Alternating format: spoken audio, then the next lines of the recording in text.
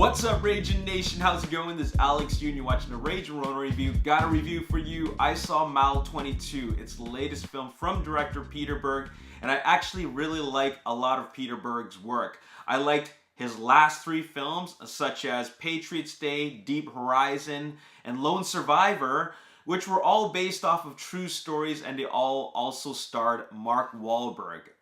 This film, Mal 22, also stars Mark Wahlberg, but it's actually a work of fiction, but it's inspired by various accounts of CIA operatives. Anyways, this is an action movie, an action thriller, and it stars, like I said, Mark Wahlberg, Ronda Rousey, Lauren Cohen, and also Iko Uwais, who is famous for his work on The Raid 1 and 2. He also serves as a martial arts choreographer in this film. Really looking forward to this film. And I can't wait to watch an action film from director Peter Berg. So let me just first give you my expectations, then I'll give you how I really felt. I expect this movie to be completely action-packed. So if you don't already know the premise, he has to, or rather his team, the operatives are called the Overwatch. They have to escort Iko Uwais from point A to point B, and it's like 22 miles. And there's a lot of people who are really out to get them, so it's basically one long chase/shootout sequence. That's what I expect it to be, and I expect it to have a lot of action. I expect it to be the same kind of action in the tone and style of the climactic finale of The Kingdom, which is also directed by Peter Berg. So I expect basically a longer version of that, and in some ways it's kind of inspired by Heat, directed by Michael Mann, but probably nowhere near as awesome as that. But in any case, I expect to see a lot of action with some martial arts action thrown in from Iko Uwais. I've seen the film, and that was just completely unsatisfying. Wow, I could not believe what I saw, really. There was a lot of action in this film, a lot, but I could not see any of it. I mean, it's not like I'm blind or anything, but it's just the way it was shot. I really didn't expect it to be that furious in the editing. I mean, this film is only 90 minutes long, and it's an action-packed ride, but so much of it is just so poorly shot and edited. It's like just over-edited. Like in a single martial arts sequence, there's probably like 3 or 4 cameras going on, and a lot of it is shot up close, and it's chopped so much that in a single second you probably have 3 cuts. And I'm just wondering, why did they do that? Like, why did they feel the need to do that? Peter Berg has directed films like Lone Survivor where you can actually see what the heck is going on. Why did he feel the need to direct it in such a way where everything is just so chopped up and everything is shot so close and the camera's always handheld? Like, the entire movie is shot handheld. And I'm not just talking about handheld, but like this.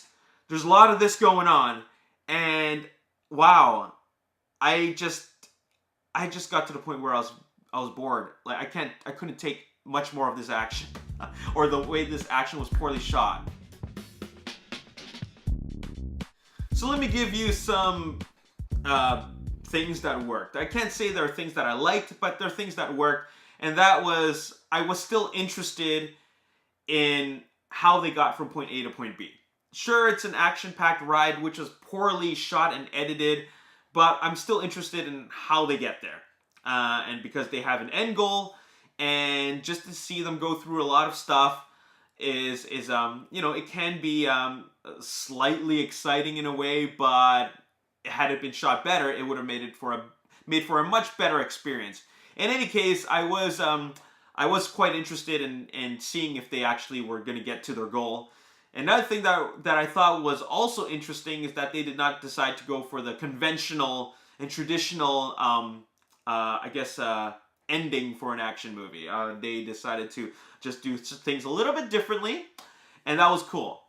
So that's the only 2 things I could really say that worked for me.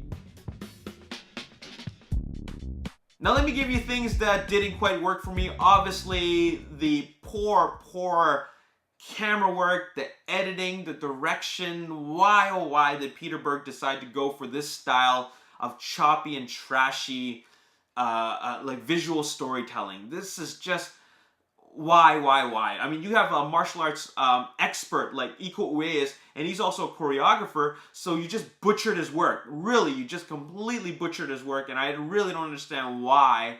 As for the rest of the things that didn't work for me, I didn't like Mark Wahlberg's character and the way it was written. He was just constantly pissed off. Like, pissed off for no reason. Why does he have to be a dick throughout the entire movie? And he's like that throughout the entire movie. There's no any form of development for any of the characters whatsoever at all.